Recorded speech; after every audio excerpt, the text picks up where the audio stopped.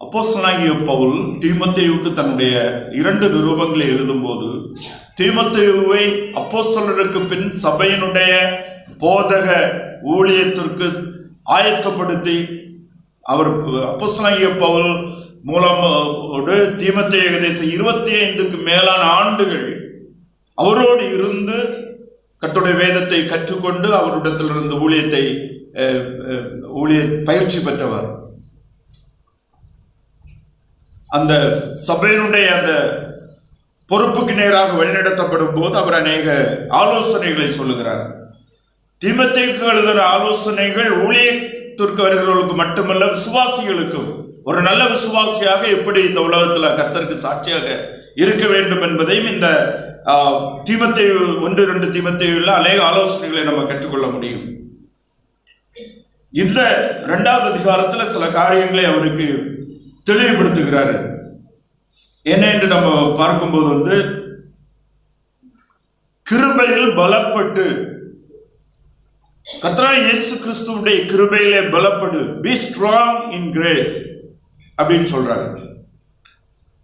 அது தீமோத்தேயுக்கு மட்டுமல்ல, நம்ம ஒவ்வொருவருக்கும் நாம் கிருபையில் பலப்பட்டு, திடப்பட்டு, தைரியப்பட்டு, உறுதியாக இந்த உலகத்தில் இருக்க வேண்டும் என்பது தேவனுடைய சித்தம்.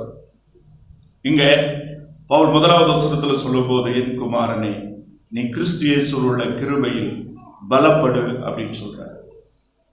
கிருபையினால் நாம் ரட்சிக்கப்படுகிறோம்.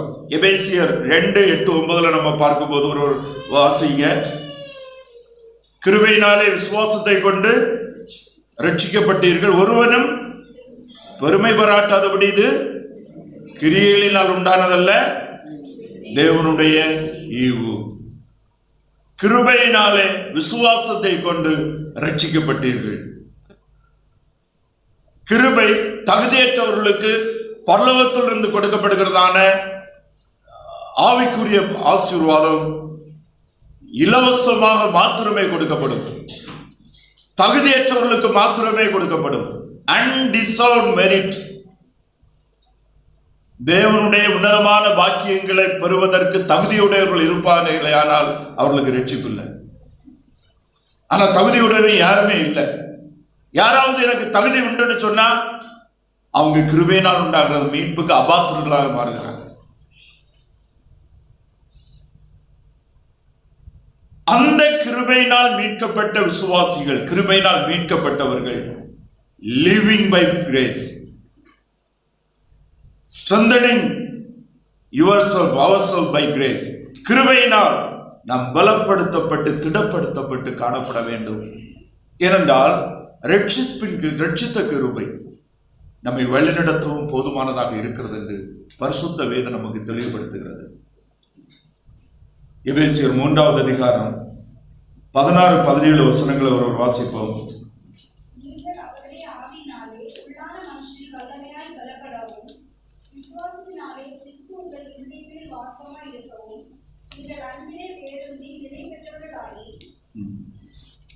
இங்க தொடர்ச்சியா நம்ம பார்க்கும்போது பவுல் சொல்லுகிற விஷயம் என்னன்னா, விசுவாசிகளாகிய நீங்கள் உங்களுக்கு தேவன் கொடுத்திருக்கிற பரிசுத்த ஆவிக்குள் நீங்கள் பலப்பட்டவர்கள், ஆவியில உள்ளான மனுஷர்கள் வல்லமையாய் பலப்படவும், விசுவாசத்தினாலே கிறிஸ்து உங்கள் இருதயங்களில் வாசமாய் இருக்கவும். விசுவாசத்தினாலே கிறிஸ்து நம்முடைய இருதயங்கள்ல வாசமாய் இருக்கிறார். அந்த கிறிஸ்து அவனுடைய வல்லமை பலன் அவருடைய ஆவியினால், பரிசுத்த ஆவியினால் நாம் ஒவ்வொருவருக்கும் கொடுக்கப்பட்ட அந்த பலனினால் நாம் இந்த உலகத்தில் சந்திக்கிற எந்த நெருக்கங்களையும் எந்த தாக்கங்களையும் மேற்கொண்டு அந்த கிருபையில பலப்பட்டு, கிருபையினால் ரட்சிக்கப்பட்ட நாம் அந்த கிருபையினால் இந்த உலகத்தை ஜெயித்து வாழுகிற ஒரு வாழ்க்கையை நாம் அவருக்குள் பெற்று, பவுல் சொல்லுகிறாரு, பவுல் அதை ஜெயித்தாரு. என்னை பலப்படுத்துகிற கிறிஸ்துவினாலே எல்லாவற்றையும் செய்ய எனக்கு பலன் உண்டு. அப்போஸ்தலனாகிய பவுலுடைய பலவீனத்திலும் என் கிருபை உனக்கு போதும்.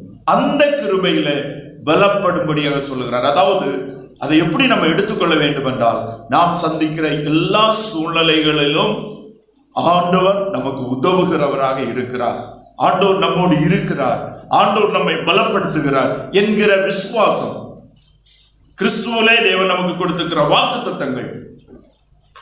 வாக்குத்தத்தங்கள்ல உறுதியான விசுவாசத்தோடு நாம் ஒவ்வொரு நாளையும் வாழ்ந்து அவருக்கு உண்மையாக, அவருக்கு சாட்சியாக நாம் இருக்க வேண்டும் என்பதைத்தான் தீமோத்தேயுவுக்கும் இன்றைக்கு நமக்கும், இன்றைக்கு நம்ம ஒவ்வொருவருக்கும் மாத்திரமல்ல, கிறிஸ்துவனுடைய 2வது வருகை வரையிலும் விசுவாசிகளாக இருக்கிற ஒவ்வொருவருக்கும் கர்த்தர் கொடுக்கிற தெளிவான ஆலோசனையாக இருக்கிறத நம்ம பார்க்க முடியும். 2வது வசனத்தில் அநேக சாட்சிகளுக்கு முன்பாக நீ என்னிடத்தில் கேட்டவைகளை மற்றவர்களுக்கு போதிக்கத்தக்க உண்மையுள்ள மனுஷனிடத்தில் ஒப்புவி. Responsibility of grace. கிருபையினால் ரட்சிக்கப்பட்டோம், கிருபையினால் நடத்தப்படுகிறோம், நம்முடைய பொறுப்பு. எல்லா விசுவாசிகளுக்கும் ஒவ்வொரு பொறுப்பு உண்டு. அது என்னன்னா, நாம் விசுவாசிக்கிற அந்த சத்தியத்தை, அந்த உண்மைகளை மற்றவர்களுக்கு கொடுக்க வேண்டும், டீச் பண்ண வேண்டும். அநேக சாட்சிகளுக்கு முன்பாக நீ என்னிடத்தில் கேட்டவைகளை மற்றவர்களுக்கு போதிக்கத்தக்க உண்மையுள்ள மனுஷனிடத்தில் ஒப்புவி. தீமோத்தேயுடைய ரட்சிப்பிற்கு சாட்சி. அவனுடைய பாட்டி அவனுக்கு ஆண்டவரை பற்றி சொன்னாங்க, அம்மா சொன்னாங்க, கூட இருந்தவங்க சொன்னாங்க, பவுல் டீச் பண்ணாரு, அநேக விசுவாசிகள் அவரிடத்துல பேசினாங்க. நம்முடைய ரட்சிப்புக்கு அநேக சாட்சிகள் நம்ம இடத்துல. பலர் ரட்சிப்பு என்பது ஒரு நாளில் வர்றதில்லை. ஒரு நாளிலும் முதல்ல சுவிசேஷம் கேட்டு ரட்சிக்கப்படுறாங்க. ஆனால் பல இடம் மூலமாக கேட்டு, பலர் மூலமாக பேசப்பட்டு, பலர் கற்றுக் கொடுத்து, பல சூழ்நிலையில் கடந்து வந்து சிந்தித்து, அது சில நேரத்தில் முதல்ல ஏற்றுக்கொள்ளாமல் இருந்து, அது எப்படி முடியும், இது இப்படி முடியும், நிறைய காரியங்கள் கேட்டு கடைசியில் ஆண்டவருடைய நடத்துதல் ஒரு நாள் நாம் அந்த தெளிவான விசுவாசத்துக்கு நேராக வருகிறோம்.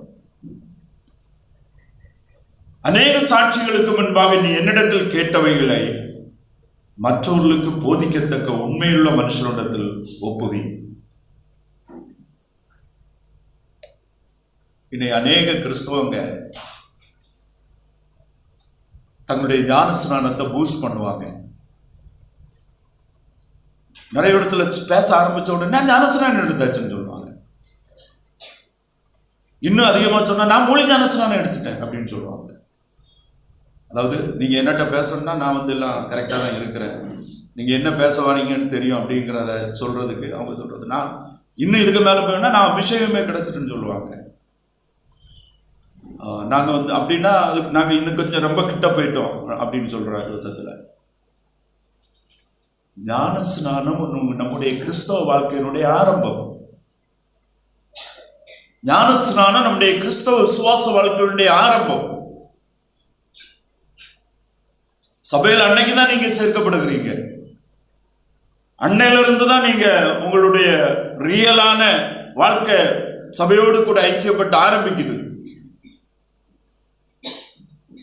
அன்னையில இருந்து நீங்க ஞானஸ்நானம் எடுத்தவங்க எதுக்கு எதுக்காக ஞானஸ்நானம் எடுத்த, அந்த ஞானஸ்நானம் எனக்கு என்ன கொடுக்குது, என்னுடைய விசுவாசம் என்ன கொடுக்குது என்பதை நீங்கள் விசுவாசிக்கிறதுக்கு அடிப்படையாக உங்களுக்கு கொடுக்கப்பட்ட வேதவசனங்களுக்கு கிறிஸ்துவை குறித்த சாட்சியை நீங்கள் மற்றவர்களோடு சொல்ல நீங்க தெளிவுடையவர்களாக இருக்க வேண்டும், மற்றவர்களோடு பகிர்ந்து கொள்ள வேண்டும். பவுல் சொல்லுகிறார், நீ என்னிடத்தில் கேட்டவைகளை. பவுல் தீமோத்தேயுவுக்கு என்ன சொல்லிக் கொடுத்தாரு? வேதவசனங்களை முன்னிட்டு கிறிஸ்து யார் என்பதை சொல்லிக் கொடுத்தார். கிறிஸ்துவனுடைய உண்மையாகவே அவருடைய மரணம் எதற்காக, அவர் உயிரோடு எழுந்தார். பவுல் தெளிவா சொல்லிக் கொடுத்தாரு. நான் நம்பல, நான் எதிர்த்தேன். நான் ஜனகரி சங்கத்தில் இருந்து வேதபாரகர்களோடு, பரிசேயர்களோடு, பிரதான ஆசிரியர்களோடு நம்பி அவர் உயிரோடு எழுப்பினார் என்று சொன்னவர்களை எல்லாம் கொன்னேன். ஆனா என் ஆண்டவர் சந்திச்சாரு, ஆவியானவர் உணர்வு கொடுத்தாரு, வேதவசனத்தின்படி சிந்திக்க ஆவியானவர் ஞானத்தை கொடுத்தாரு.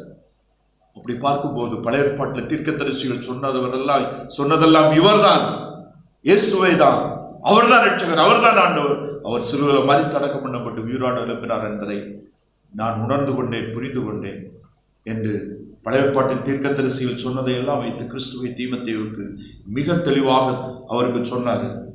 ஆனபடினால்தான் தீமோத்தேயு மற்றவர்களுக்கு பழைய ஏற்பாட்டின் தீர்க்க தரிசனங்களை வைத்து கிறிஸ்து யார் என்பதை தெளிவுபடுத்த முடிந்தது. இன்றைக்கு நாம்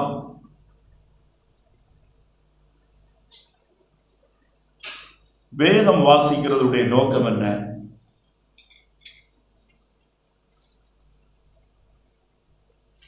நிறைய பேருக்கு பைபிள் எதுக்கு தெரியுமா?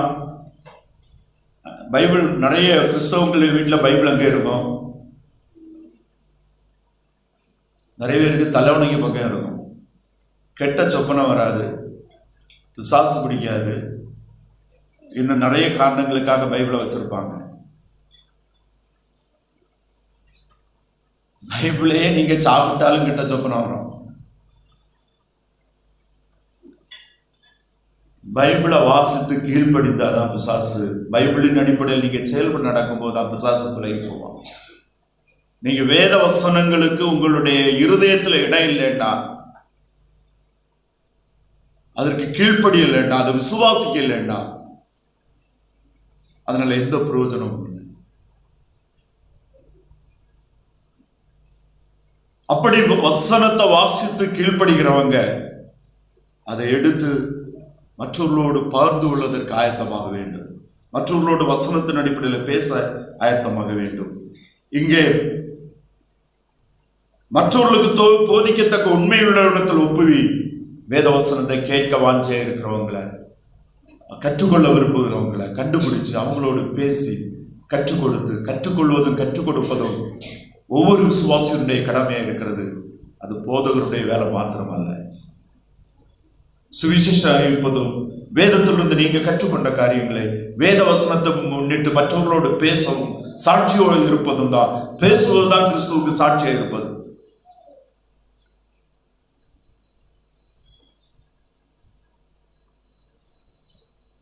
சாட்சி வேத வசனத்தை முன்னிட்டு கிறிஸ்துவை மற்றவர்களுக்கு அறிவிப்பது, அதான் சாட்சி. சாட்சி வேத வசனத்தை முன்னிட்டு உலகத்துல ஆண்டவருக்கு பயந்து தீமையை விட்டு விலகி பரிசுத்தமாய் வாழ்வது. ஆனா இன்றைக்கு கிறிஸ்தவம் சாட்சி என்று சொல்வது எது என்பதை வேதத்துக்கு புறமா இருக்கிறத நம்ம பார்க்க முடியும். இன்னைக்கு சாட்சி என்று சொல்லப்படுவது சாட்சி. ஆனால் 3வது வசனத்தில் நான் வாசிக்கிற காரியத்தினுடைய விளக்கம் என்ன? நீயும் கிறிஸ்து இயேசுவுக்கு நல்ல போர் செய்வனாய் தீங்கு அனுபவி. தீங்கு அனுபவி. ஆண்டவராய் இயேசு கிறிஸ்துவுக்கு சாட்சியா இருக்கணும்னு சொன்னா அது உலகத்தினுடைய பாராட்டுதலை நீங்க பெற்றுக்கொள்ள முடியாது. ஆண்டவராய் இயேசு கிறிஸ்துவுக்கு சாட்சியா வாழணும்னா இந்த உலகத்துக்கு ஒத்த வேஷம் தரிக்க முடியாது. உலகத்திலிருந்து பகைக்கப்படுதலையும், சில நபர்களால் பரிகசப்படுகிறதையும், சிலர்களால் ஒதுக்கப்படுகிறதையும் ஒதுக்கப்பட்டும் ஆகவே செய்வோம். நீயும் இயேசு கிறிஸ்துவுக்கு நல்ல போர் செய்வங்கனாய் தீங்கு அனுபவி.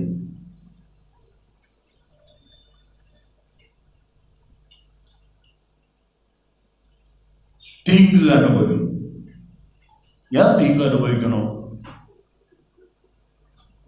நாம் உண்மையான ரட்சிக்கப்பட்ட நம்ம இந்த உலகத்துல ஸ்ட்ரேஞ்சர்ஸ், அந்நியரும் பரதேசிகளும். நம்முடைய குடியிருப்பு பரலோகத்தில் இருக்கிறது. நாம் நமக்கு சொந்தமில்லாத ஒரு இடத்துல வாழ்ந்து கொண்டிருக்கிறோம். இந்த உலகம் பிசாசுடைய ஆளுகைக்கு உட்பட்டதாக பாவ மனிதர்களால், பாவ பலவீனங்களுக்கு ஆளுகை செய்யக்கூடியதாக இருக்கிறது. பிசாசனுடைய அந்தகார கிரியைகளினால் ஆளப்படுகிற உலகமாக இருக்கிறது. மனிதர்களும் அந்த மாம்சத்திலும் பிசாசனுடைய அந்தகாரத்திலும் வாழ்ந்து கொண்டிருக்கிறார்கள். நாம் கிறிஸ்துவை சார்ந்து பரிசுத்த ஆவியினால் நடத்தப்படும் போது நாம் நிச்சயமாகவே தீங்குக்கு நேராக, பரியாசங்களுக்கு நேராக நாம் வைக்கப்படுகிறோம் என்பதை வேதம் நமக்கு தெளிவாக சொல்லுகிறதை நம்ம பார்க்க முடியும். 1 கொரிந்தியர் 15வது அதிகாரம் 3, 4, 5 வசனங்கள் ஒரு வாசிப்போம்.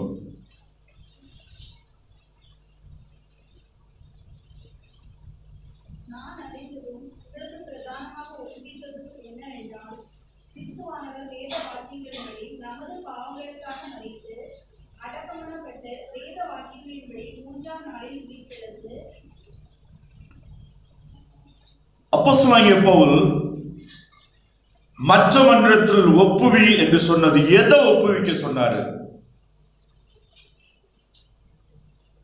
நாம் முக்கியமாக நம்மிடத்திலிருந்து மற்றவர்களுக்கு எது கடந்து செல்ல வேண்டும் என்கிற தேவ திட்டம் என்ன? இயேசு கிறிஸ்து அவருடைய சிலுவை மரணம், அடக்கம், உயிர்த்தெழுதலின் செய்தி.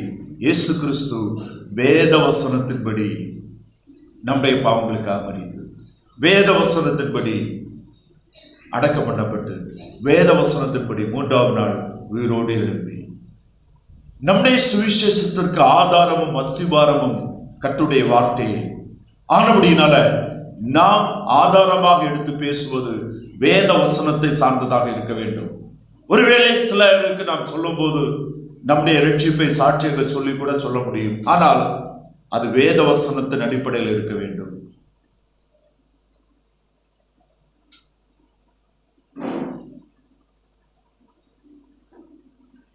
அப்போஸ்தலர் 8வது அதிகாரம் கடைசி பகுதியில் எத்தியோப்பிய மந்திரி ஏசாயா தீர்க்கதரிசன 53வது அதிகாரத்தை வாசித்து அவர் எருசலேமுக்கு வந்தபோது கேள்விப்பட்ட இயேசு கிறிஸ்து, சிலர் சொல்லுகிறார்கள் அவர் உயிரோடு எழவில்லை என்று, சிலர் சொல்லுகிறார் அவர் உயிரோடு எழுந்தார் என்று, சிலர் சொல்லுகிறார்கள் அவர் பழைய ஏற்பாட்டின் தீர்க்கதரிசிகள் உரைத்த மெசாயாகிய கிறிஸ்து என்று, சிலர் சொல்லுகிறார்கள் இல்லை என்று. இதனுடைய உண்மை என்ன? ஆண்டவரே எனக்கு வெளிப்படுத்தும் என்று ஏசாயா 53வது அதிகாரத்தை வாசித்து ஆண்டவரிடத்தில் தேடும் போது, கேட்கும் போது பரிசுத்த ஆவியானவர் பிலிப்பை எடுத்துக்கொண்டு போய் எத்தியோப்பிய மந்திரி இடத்துல விடுகிறார். எத்தியோப்பிய மந்திரி வேதவசனத்தை வாசிக்கிறார். அவர் வாசிக்கிறது ஏசாயா 53வது அதிகாரம்.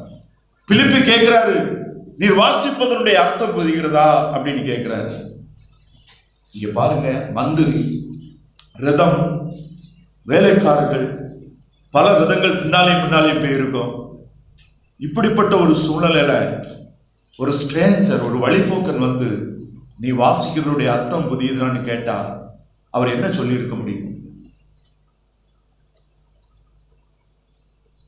எனக்கு தெரியும்ப்பா, இல்லைன்னா நான் வேற யார்ட்டையாவது தெரிஞ்சு கேட்டுக்கலாம், நீ போன்னு சொல்லி இருக்க முடியும்.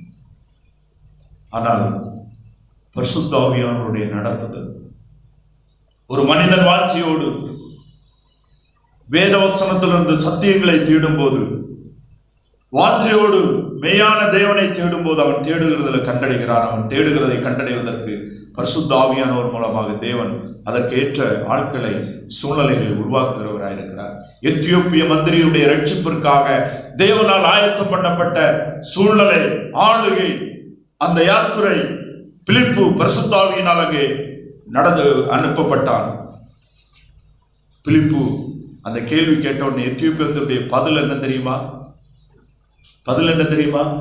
ஒருவன் எனக்கு சொல்லாவிட்டால் நான் எப்படி அறிந்து கொள்வேன்?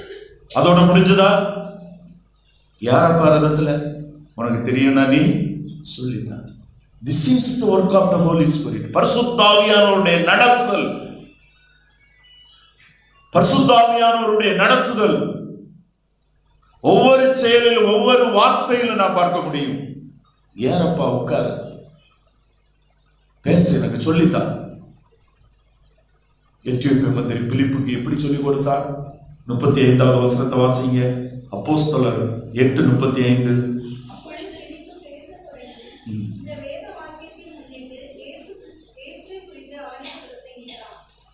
அப்போது பிலிப்பு பேச தொடங்கி இந்த வேத வாக்கியங்களை முன்னிட்டு கிறிஸ்துவை அவனுக்கு பிரசங்கித்தான்.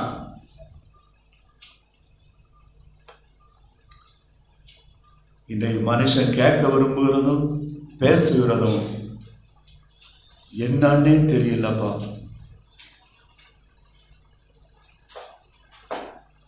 கடவுள் உயர்த்துகிறாரு, கடவுள் தூக்குகிறாரு, கடவுள் தொடக்குகிறாரு, கடவுள் நடக்கிறாரு, இயேசு விடுவிக்கிறாரு, வருகிறாரு, எழும்புகிறாரு, இருக்கிறாரு. என்ன பேசுகிறாங்க? கிறிஸ்து வேத வசனங்களை முன்னிட்டு, தீர்க்கதரிசிகளுடைய வார்த்தையை முன்னிட்டு தன்னை இரட்சகராக வெளிப்படுத்தினார். அப்போஸ்தலர்கள் கிறிஸ்துவுடைய வார்த்தையை முன்னிட்டு, தீர்க்கதரிசிகளுடைய வார்த்தையை முன்னிட்டு கிறிஸ்துவை வெளிப்படுத்தினார்கள். பரிசுத்த ஆவியில் நடத்தப்பட்ட பிலிப்பு வேத வாக்கியங்களை முன்னிட்டு கிறிஸ்துவை அவனுக்கு பிரசங்கித்தார். அருமையானவர்களே, இங்க பவுல் தீமோத்தேயுவிடம் சொல்லுகிறது, நீ கற்றுக்கொண்டவைகளை போதிக்கத்தக்க, நீ என்னிடத்தில் கேட்டவைகளை மற்றவர்கள் போதிக்கத்தக்க உண்மையுள்ளவனுக்கு ஒப்புவி. இது பிலிப்புக்கு மாத்திரமல்ல, நாம் வேதத்தை வாசிப்பது, நாம் கற்றுக்கொள்வதற்கு, நாம் கீழ்ப்படிவதற்கும், அந்த வசனத்தை எடுத்துக்கொண்டு மற்றவர்களோடு பகிர்ந்து கொள்வதற்கும், நாம் சுவாசிக்கிறவர்கள் மற்றவர்களுக்கு கொடுக்கப்பட வேண்டும். நாம் சுவாசிக்கிற சுவிசேஷம் நாம் உயிரோடு இருக்கும் போது 100 பேருக்காவது அறிவிக்கப்பட வேண்டும். ஒவ்வொருவரும் ஆயிரக்கணக்கான மக்களுக்கு அறிவிக்க முடியும். அதுக்குதான் கிறிஸ்து நம்ம அழைத்திருக்கிறார்.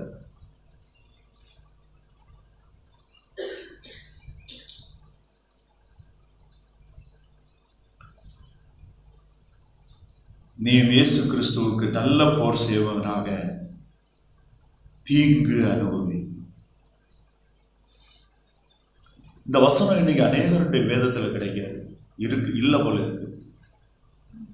கிறிஸ்துவுக்குள்ளால வந்துட்டாச்சுன்னா எல்லாமே விடுதலை விடுதலை விடுதலை விடுதலை, நன்மை, தூக்குதல், உயர்த்துதல், ஆட்டுதல், பாராட்டுதல், இதுதான். அப்படி கிடையாது. பைபிள் அப்படி சொல்லல.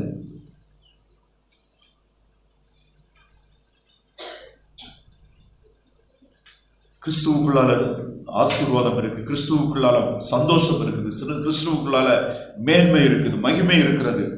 கிறிஸ்து எவ்வளவோ நம் நினைக்காத, அதிகமான, நாம் நினைப்பதற்கும் வேண்டிக் கொள்வதற்கு அதிகமாக ஆசீர்வதிக்கிறார். அதில் தப்பு கிடையாது, உண்மை. ஆனால் பாடுகள் இருக்கிறது, நெருக்கங்கள் இருக்கிறது, அவமானங்கள் இருக்கிறது.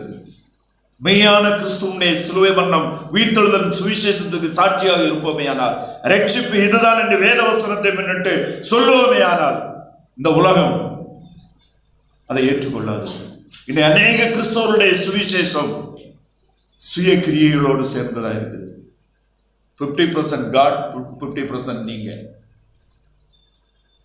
இதுதான் இன்னைக்கு அநேகருடைய சுவிசேஷம்.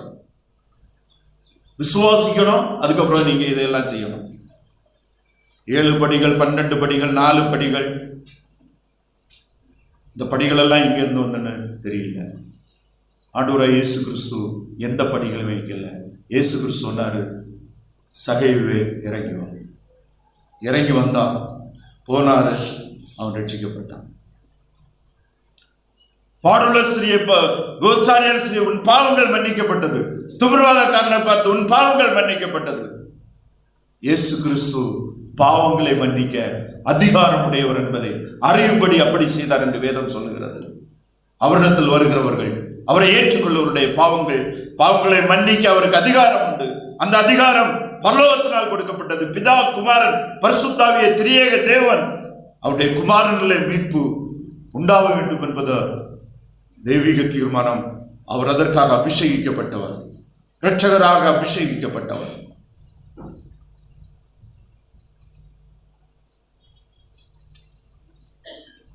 அவரிடத்தில் வருகிறவர்கள் பாவ மன்னிப்பாகிய மீட்பை பெற்றுக் கொள்கிறார்கள். அவருக்கு வெளியில மீட்பு இல்லை. நற்கிரியைகளினாலோ, புண்ணியத்தினாலோ, புகழினாலோ, பரிசுத்தத்தினாலோ கிறிஸ்துவுக்கு வெளியில பரிசுத்தம் இல்லை. கிறிஸ்துவுக்கு உள்ளால பரிசுத்தமாக்கப்பட்டு தொடர்ந்து வேதவசனத்தின் மூலமாக பரிசுத்தமாக்கப்பட்டு கொண்டே இருக்கிறோம் என்பதுதான் வேதம் நமக்கு கற்றுத்தருகிற தெளிவான உண்மையாக இருக்கிறது. நாம் ஒவ்வொருவரும் வேத வசனத்தை முன்னிட்டு கிறிஸ்துவை அறிவிக்கும்படியாக நாம் அழைக்கப்பட்டிருக்கிறோம். நண்பர்களிடத்துல, குடும்பத்துல, நம்ம உடனிடத்துல சந்தர்ப்பம் கிடைச்சா கூப்பிட்டு உட்கார வச்சு தெளிவுபடுத்துங்க. உங்களுடைய தொழுகை, உங்களுடைய நம்பிக்கை உங்களுக்கு பாவ மன்னிப்பு நிச்சயத்தை கொடுத்திருக்கிறதா? இல்லைன்னா பாவ மன்னிச்சயத்தை கொடுக்கிற ஆண்டவராகிய இயேசு கிறிஸ்துவை வேத வசனத்திலிருந்து அவர்களுக்கு சொல்லுங்க. அது நமக்குடைய கடமை, நம்முடைய பொறுப்பு. ஆண்டவர் அதில் எதிர்பார்க்கிறார். அதுதான் ஆசீர்வாதம். அதைத்தான் நம்மிடத்தில் ஆண்டவர் எதிர்பார்க்கிறார். 4 to 7 வரை உள்ள வசனங்கள் ஒருவர் வாசிப்போம்.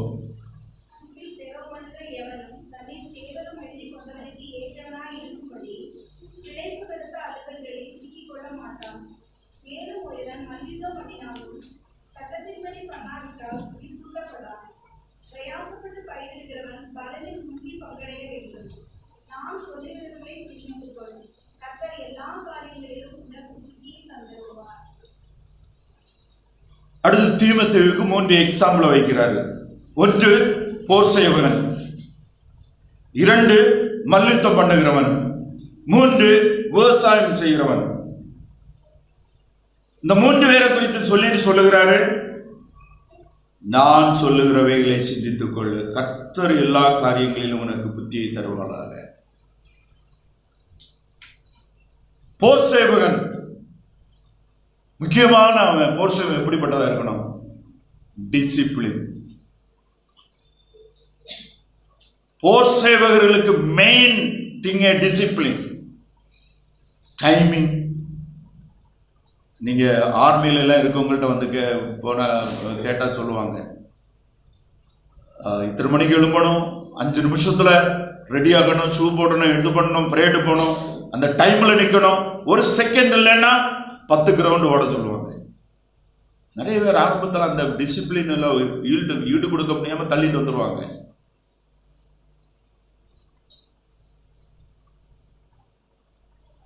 மல்யுத்தம் பண்ணுகிறவனுக்கு என்ன? மல்யுத்தம் பண்ணுகிறவனுக்கு என்ன? பிராக்டிஸ். பிராக்டிஸ் பயங்கரமா பிராக்டிஸ் பண்ணணும். அத்லெட்ஸ் அந்த எல்லாமே வந்து பிராக்டிஸ். டைம் கொடுத்து உழைச்சு பிராக்டிஸ் பண்ணணும். விவசாயி என்ன? விவசாயியுடைய முக்கியம் என்ன? டைமிங், சீசன் கவனமா பார்த்துட்டு இருக்கணும்.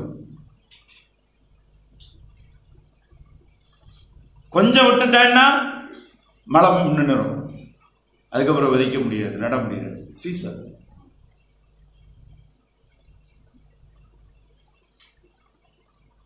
நாமும் ஜீவ வார்த்தையாகிய சுவிசேஷங்களை நிலமாகிய இருதயங்களில் பயிரிடுவதற்கு, கிறிஸ்துவை தரித்துக் கொண்டு கிறிஸ்துவுக்கு சாட்சியை வாழ்வதற்கு மிகவும் நம்மை ஒழுங்குபடுத்திக் கொள்ள வேண்டும். டிசிப்ளின் ரொம்ப முக்கியம்.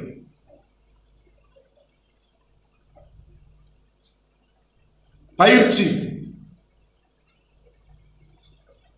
வேதத்தை வாசித்து வாசித்து கேட்டு அதை படிச்சு இதை படிச்சு வேதத்தை சார்ந்த ஹிஸ்டாரிக்கல் பேக்ரவுண்ட் நிறைய காரியங்களை படிச்சு சிந்திச்சு ஜபித்து ஆயத்தமாகி இருக்க வேண்டும்.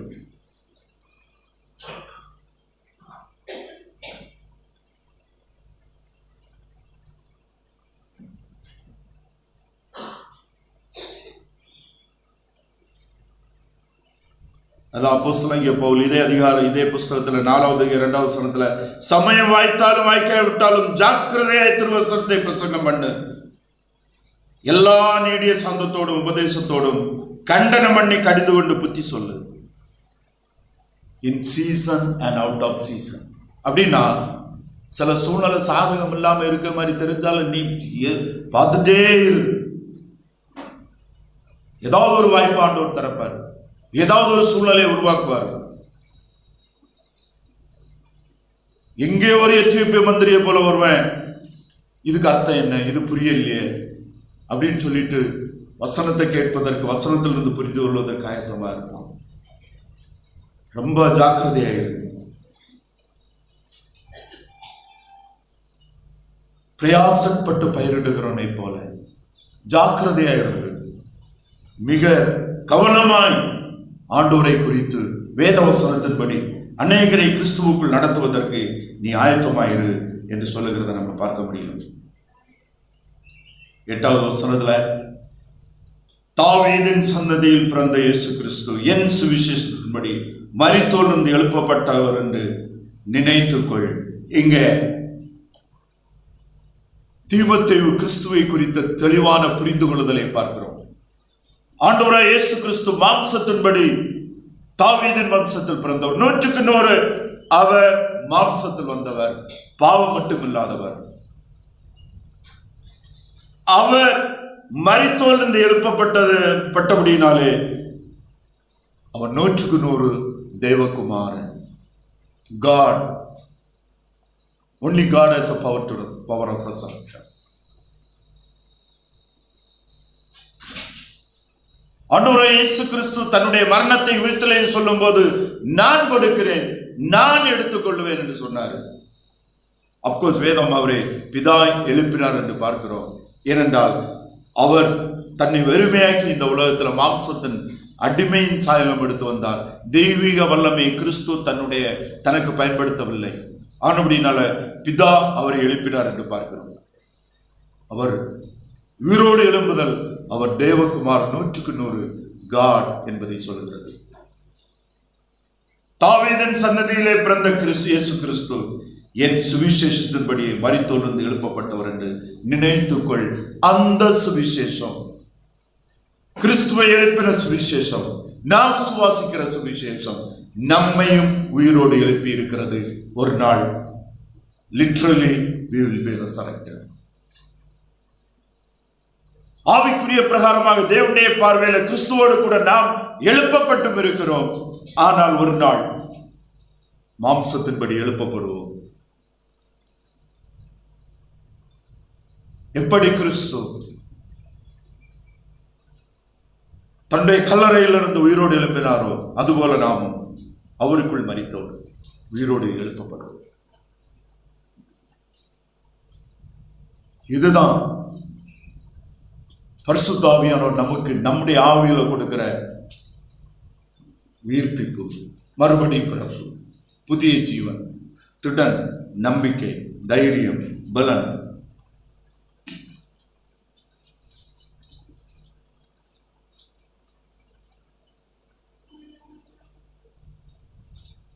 மிக தெளிவாக தீமோத்தேயு கிறிஸ்துவை புரிந்திருந்தார். நான் விசுவாசிக்கிறவர், மாம்சத்தின்படி தாவீதின் வம்சத்தில் வந்தவர், சன்னதியில் பிறந்தவர், பழைய ஏற்பாட்டின் தீர்க்க தரிசனங்களுடைய நிறைவு பண்ணதில் அங்கு சொல்லுகிறார். ஆவியின்படி உயிரோடு எழுப்பப்பட்டவர், தேவகுமாரன், பரிசுத்த ஆவியினால் கொடுக்கப்பட்டவர், பாவமல்லாதவர், நாம் விசுவாசிக்கிற ரட்சகர், பாவமில்லாத பரிசுத்த தேவகுமாரனாகிய கிறிஸ்து. அவர் நம்மை ஒரு நாள் எழுப்புவார். அதுதான் நம்முடைய விசுவாசத்தினுடைய பலனாக இருக்கிறது. நம்ம பார்க்க முடியும். 10வது வசனத்தில், ஆகையால் தெரிந்து கொள்ளப்பட்டவர்கள் கிறிஸ்து இயேசுவினால் உண்டான ரட்சிப்பை நித்திய மகிமையோட பெற்றுக் கொள்ளும்படி சகலத்தையும் அவர்கள் நிமித்தமாக சகிக்கிறேன்.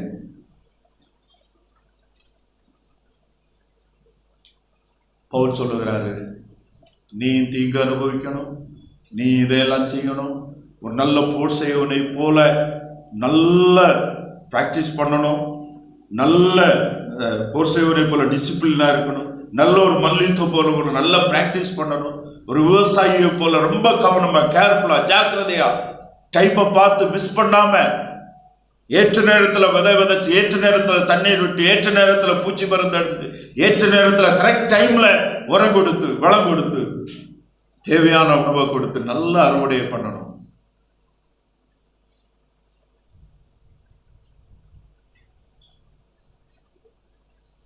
இதற்காக தெரிந்து கொள்ளப்பட்டவர்கள் கிறிஸ்து இயேசுவில் உண்டான ரட்சிப்பை நித்திய மகிமையோட பெற்றுக் கொள்ளும்படி, கிறிஸ்து இயேசுவிலே உண்டான ரட்சிப்பு, கிறிஸ்து இயேசுவிலே உண்டான ரட்சிப்பு, அதை நித்திய மகிமையோட பெற்றுக் கொள்ளும்படி.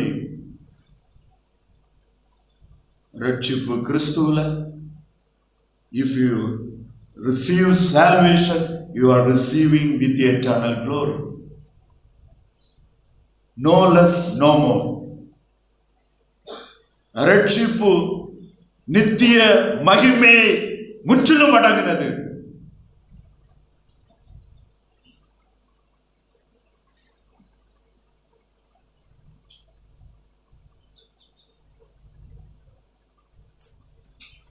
ரட்சிப்பு கிறிஸ்துவில் பரிபூர்ணமா தான் கிடைக்கும், நித்தியமாக தான் கிடைக்கும், நித்திய மகிமையுடைய பரிபூர்ணத்தோட தான் நமக்கு கொடுக்கப்படுகிறது. குறைவாக அல்ல, கொஞ்சமும் குறைவாக இல்லை, அங்கே இங்கேயும் அப்படி. நாம் ரட்சிக்கப்படும் போது 99%, 1% பிறகு அப்படி கிடையாது. 100% with eternal glory. கிறிஸ்து இயேசுவினால் உண்டான ரட்சிப்பை, கிறிஸ்து இயேசுவினால் நாம் பெற்றுக் கொண்டிருக்கிற ரட்சிப்பு நித்திய மகிமையோடு கொடுக்கப்பட்டது. அதனாலதான் நாம் அவரோட மரித்தோமானால் அவரோடு கூட பிழைத்தும் இருப்போம். எவர்களை அழைத்தாரோ அவர்களை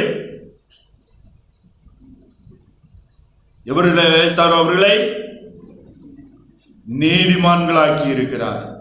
எவர்களை நீதிமான்களாக்கினாரோ அவர்களை பரிசுத்தப்படுத்தியும் இருக்கிறார்.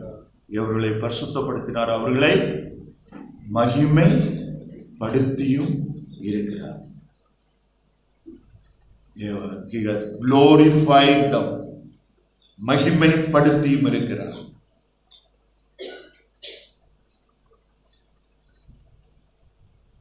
ஆண்டவருடைய குடும்பத்தினுடைய அங்கம் என்பது அந்த குடும்பத்தினுடைய தெய்வீக குடும்பத்தினுடைய சகல பரிபூர்ணங்களோடும் சகல உன்னதமான வாக்கியங்களோடும் மகிமையோடும் நமக்கு கொடுக்கப்பட்டிருக்கிறது. We just receive by faith.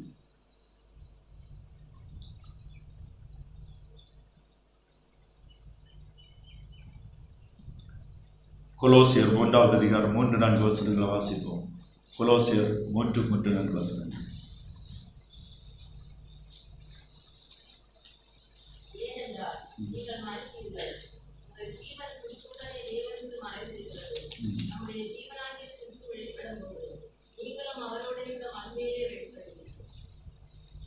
ஏனென்றால் நீங்கள் மரித்தீர்கள், உங்கள் ஜீவன் கிறிஸ்துவுடனே கூட தேவனுக்குள் மறைந்திருக்கிறது. நம்முடைய ஜீவனாகிய கிறிஸ்து வெளிப்படும் போது நீங்களும் அவரோட கூட மகிமையில வெளிப்படுவீர்கள்.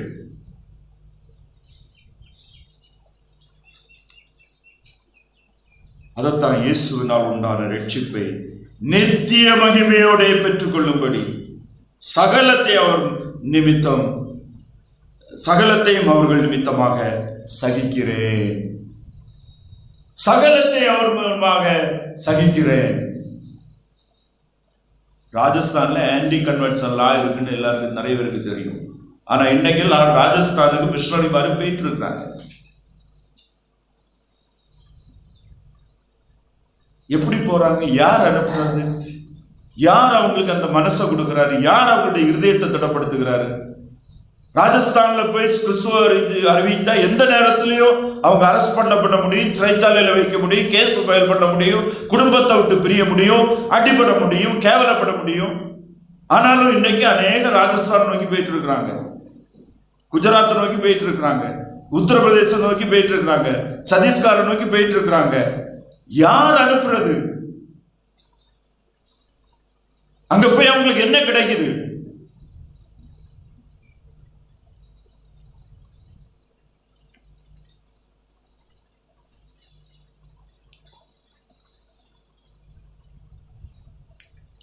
சகலத்தையும் அவர்கள் நிமித்தமாக சகிக்கிறேன் என்று பவுல் அந்த நாட்கள் அநேகருடைய மீட்பிற்காக சகித்தது போல இந்த கிறிஸ்துவை அந்த மக்கள் அறிய வேண்டும் என்பதற்காக நாங்கள் சகிக்கிறோம், நாங்கள் கொடுக்கிறோம்.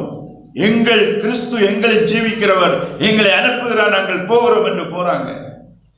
18ஆம் நூற்றாண்டுடைய கடைசிகளில் 19ஆம் நூற்றாண்டுடைய ஆரம்பங்கள்ல இங்கிலாந்து தேசம், ஜெர்மனி தேசம், அநேக யூரோப்பியன் டென்மார்க்ல எல்லாம் செல்வ செழிப்போடு நல்ல ஹை கிளாஸ் ஆட்டு எல்லாத்தோடு வாழ்ந்தவங்க அங்கே இருந்து இந்தியாவுக்கு வந்தாங்க. இந்தியாவில் அந்த நாட்கள் எப்படி இருந்தது? பட்டினி, பசி, சாவு, கால்ரா, நோய், துக்கம், அழுக்கு, தூய்மையற்ற நிலைமை, தண்ணீரற்ற நிலைமை. இந்தியாவுக்கு வந்தாங்க. எதுக்கு வந்தாங்க? எது அனுப்பினது? எது அவர்கள் அனுப்பினார்? அப்போஸ்தலனாகிய பவுல் 2 கொரிந்தியர்ல அதை சொல்றாரு. 2 கொரிந்தியர் 5வது அதிகாரம் 14-15 வசனங்கள் ஒரு வாசிப்போம்.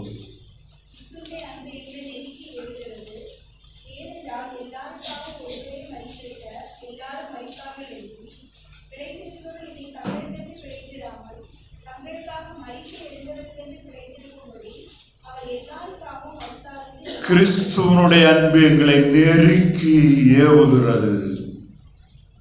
கிறிஸ்துவனுடைய அன்பு எங்களை நெருக்கி ஏவுகிறது. This is the work of the Holy Spirit. இன்றைக்கு ராஜஸ்தானுக்கு போறாங்கன்னா, சத்தீஸ்கருக்கு போறாங்கன்னா, உத்தரப்பிரதேசத்துக்கு சுவிசேஷத்துக்கு போறாங்கன்னா, that is the work of the Holy Spirit. பரிசுத்த ஆவியானவருடைய ஏவுதல், நடத்துதல், உந்துதல், பலன், தரிசனம், நித்தியத்தை குறித்த பார்வை. போறாங்க.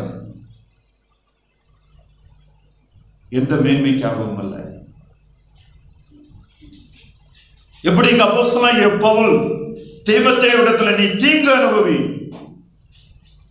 சகலத்தையும் அவர்கள் நிமித்தமாக சகிக்கிறேன் என்று சொன்னது போல அவர்களும் கிறிஸ்துவுக்காக சகலத்தை சகிக்க தங்களை ஒப்பு கொடுத்து கடன் செல்கிறாங்க. தங்களுடைய மாம்ச உணர்வுகள், மாம்ச பலன், மாம்ச தகுதி, மாம்ச சூழ்நிலைகளுக்கு அப்பாற்பட்ட ஒரு வல்லமை,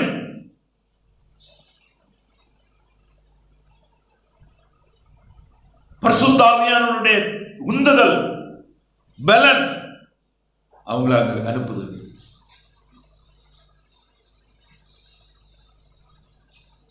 மனுஷன் அல்ல, தேவன். மனுஷனுடைய ஆவி அல்ல, தேவனுடைய ஆவி அவர்களை நெருக்கி ஏவுனதுனால அவங்க அவிதமாக கர்த்தருக்காக கடந்து போக முடிந்தது என்று நம்ம பார்க்கிறோம். இதை சொல்ற பவுல் சொல்கிறார், இந்த வார்த்தை உண்மை உள்ளது என்னவென்றால், நாம் அவரோட கூட மரித்தோமானால் அவரோட கூட பிழைத்து இருப்போம். இது கிறிஸ்துவுக்காக தன்னை ஜீவ பலியாக ஒப்பு கொடுத்து, கிறிஸ்துவுக்காக உலகத்துல தன்னை அர்ப்பணித்து வாழ்ந்த அனுபவத்தை பவுல் சொல்லுகிறாரு. பவுல் மட்டுமல்ல, ஒவ்வொரு காலகட்டத்திலையும், இன்றைக்கும், வருகை தாமதித்தால் நாளைக்கும் தேவ மனிதர்கள், தேவனுக்காக ஒப்பு கொடுத்த மனிதர்கள் தங்களை ஜீவபலியாக ஒப்பு கொடுத்து அநேகருக்கு தங்களை ஒப்பு கொடுத்து அநேகருக்காக தங்களை கொடுப்பார். அவரோடு கூட மரித்தோமானால் என்பது கிறிஸ்துவுக்காக, சுவிசேஷத்துக்காக மரணமானாலும் தங்களை ஒப்பு கொடுத்தது. அப்படி கொடுப்போமே ஆனால் அவர் நமக்காக ஜீவனை தந்து அடக்கம் பண்ணப்பட்டு உயிரோடு எழுப்பினது போல நாங்களும் பிழைப்போம், உயிரோடு எழுப்புவோம். ஆண்டவருக்காக ஒப்பு கொடுப்பதற்கு உண்டாகிற பலன்கள் எண்ணி முடியாதது, சொல்லி முடியாதது என்பதை இங்க உணர்த்துகிறத நம்ம பார்க்க முடியும். கிறிஸ்துவுக்காக வாழுகிறதற்கு ஐஸ்வர்யம், பொக்கிஷங்கள், சொல்லி முடியாதவைகள், எண்ணி முடியாதவைகள். பரலோகத்தில் சேர்க்கப்படுகிற பொக்கிஷம் மிக மேன்மையானது. மத்தேயு எழுதின சுவிசேஷம் 16வது அதிகாரம் 24 27 வரை உள்ள வசனங்கள் ஒரு வாசிப்போம்.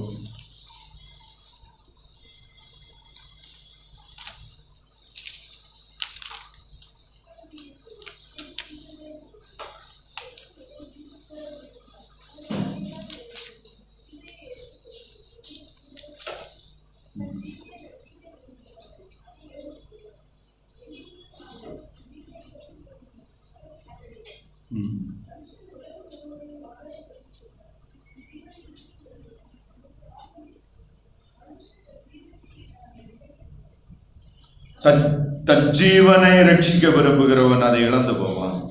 என் நிமித்தம் தன் ஜீவனை இழந்து போகிறவன் அதை கண்டடைவான். என் நிமித்தம் தன் ஜீவனை இழந்து போகிறவன், தன்னை கிறிஸ்துவுக்கென்று ஒப்பு கொடுக்கிறவன், எந்த அடுத்து என்ன நடக்கும், என்ன நடக்கலாம், என்ன நெருக்கங்கள் இருக்கிறது, அவைகளை கடந்து போகிற சிந்தனை, அவையிலே என்னை கர்த்தர் பாதுகாப்பார் என்கிற சிந்தனை, அவரோடு கூட நான் பாடு சகிக்க ஆயத்தமாயிருக்கிறேன் என்கிற எண்ணம், அந்த பலன், அந்த நடத்துதல் பரலோகத்திலிருந்து வருகிறது, பரத்திலிருந்து வருகிறது, பரிசுத்த ஆவியினால் வருகிறது. எந்த மனிதனுடைய ஞானமும், எந்த மனிதனுடைய பலனும், எந்த மனித மாம்சமும் இதை செய்ய முடியாது, இதை செய்யாது. Only the Holy Spirit of God, பரிசுத்த ஆவியானவருடைய வல்லமை, பரலோக தரிசனம், நித்தியத்தை குறித்த நிச்சயம், கிறிஸ்துவுக்குள் வாழுகிற நம்பிக்கை, தைரியம், பலன், அதைத்தான் ஆண்டவர், அப்படிப்பட்டவங்க தான் இதை செய்ய முடியும். கிறிஸ்துவுக்கு என்று தன்னை கொடுக்க முடியும். இன்னும் அநேக ரட்சிக்கப்பட்ட கிறிஸ்தவங்களுக்கு ஞாயிற்றுக்கிழமை ஆராதனை நேரத்தில் மட்டும்தான் இயேசு, சுவிசேஷம், ஸ்தோத்திரம் எல்லாமே இதோட முடிஞ்சிடும். இதுக்கு வெளியில ஒண்ணுமே கிடையாது. நோ, அது கிறிஸ்தவம் அல்ல, அது ஆவியின் நடத்தப்படுதல் அல்ல, அது ஆவியின் நிரப்பப்படுதல் அல்ல. ஆவியின் உணர்வு நிரப்பப்பட்டவனுக்கு யாரை பார்த்தாலும் இவன் ரட்சிக்கப்பட்டிருப்பானா, மனதிரும்பி இயேசு கிறிஸ்துவை தன்னுடைய ஆண்டவராக இரட்சகராக ஏற்றுக்கொண்டவனாக இருக்கிறானா, வேத வசனத்தை முன்னிட்டு தன்னுடைய மீட்பை குறித்த நிச்சயமுடையவனாக இருக்கிறானா, அதை குறித்து பேச வேண்டும் என்ற வாஞ்சை, வேதத்தை வாசித்து தியானிக்கிற, தன்னுடைய ரட்சிப்புக்குள் சந்தோஷப்படுகிற ஒவ்வொருவனுக்கும் இருக்கும், ஒவ்வொருவனுக்கும் இருக்கும். அந்த எண்ணம் இல்லாதவன் ஆவிக்குரியவன் அல்ல, ஆவியினால் நடத்தப்படுகிறவன் அல்ல, ஆவியின் உணர்வுடையவன் அல்ல. பரிசுத்த ஆவியானவர் கிறிஸ்துவை குறித்து தான் உணர்த்திட்டு இருப்பார். பரிசுத்த ஆவியானவர் கிறிஸ்துவை வெளிப்படுத்துகிறவர், கிறிஸ்துவை மகிமைப்படுத்துகிறவர், கிறிஸ்துவை மற்றவர்களுக்கு கொடுக்கிறவர், கிறிஸ்துவின் ஆவி என்று சொல்லப்பட்டிருக்கிறது. ஆண்டவர் சொன்னார், அவர் பரிசுத்த அவர் வந்து நான் சொன்னவைகளை இன்னும் சொல்லி என்னை மகிமைப்படுத்துவார். கிறிஸ்துவுக்காக நாம் ஒரு தீமோத்தேயுவை போல, அதற்காக எல்லாரும் போதகர்களாக இருக்க வேண்டிய அவசியம் இல்லை. ஆனால் சுவிசேஷகர்களாக, சாட்சியாக நாம் எல்லாரும் இருக்க வேண்டும் என்று அழைக்கப்பட்டிருக்கிறோம். சுவிசேஷத்திற்காக தீங்கு அனுபவிப்பது நாம் எல்லாரிடத்திலும் தேவன் எதிர்பார்க்கிற காரியம். கிறிஸ்தவனாக நம்மை ஒரு நல்ல ஒழுக்கமுடையவனாக ஒழுங்குபடுத்திக் கொள்ளுகிறவர்களாக, நம்மை பயிற்சி, ஆவிக்குரிய பயிற்சி, பரிசுத்த ஒழுக்கமுடைய நல்லொழுக்கமுடைய பயிற்சி உடையவர்களாக, கிறிஸ்துவுக்காக பரிசுத்தத்திற்காக பிரயாசப்படுகிறவர்களாக, அநேகருடைய ரட்சிப்பிற்காக பிரயாசப்படுகிறவர்களாக, மற்றவருடைய ஆவிக்குரிய பலப்படுத்துதலுக்காக பிரயாசப்படுகிறவர்களாக நாம் ஒவ்வொருவரும் வைக்கப்பட வேண்டும் என்பதே தேவன் நம்மிடத்துல எதிர்பார்க்கிறது. எல்லாவற்றுக்கும் மேலாக இயேசுவினால் உண்டான ரட்சிப்பை நித்திய மகிமையோட அநேகர் பெற்றுக் கொள்வதற்கு இந்த வேத வசனத்தை முன்னிட்டு பிலிப்பிய எத்தியோப்பிய மந்திரிக்கு கிறிஸ்துவை கொடுத்தது போல நாம் வேத வசனத்தை முன்னிட்டு அநேகருக்கு கிறிஸ்துவை கொடுக்கும்படியாக கிறிஸ்துவுக்குள் அழைக்கப்பட்டிருக்கிறோம். அதுதான் மெய்யான கிறிஸ்தவ ஜீவியம், அதுதான் மெய்யான சாட்சியின் ஜீவியம், அதுதான் நித்தியத்திலே பலன் சேர்க்கிற ஜீவியம், அதுதான் பரலோகம் எதிர்பார்க்கிற ஜீவிதம், அதுதான் நம்மில் இருக்கிற பரிசுத்த ஆவியானவர் நம்மை நடத்துகிற அவருடைய சித்தத்தின்படியான ஜீவியம். நம்ம எல்லாரும் கட்டளை முடியும்.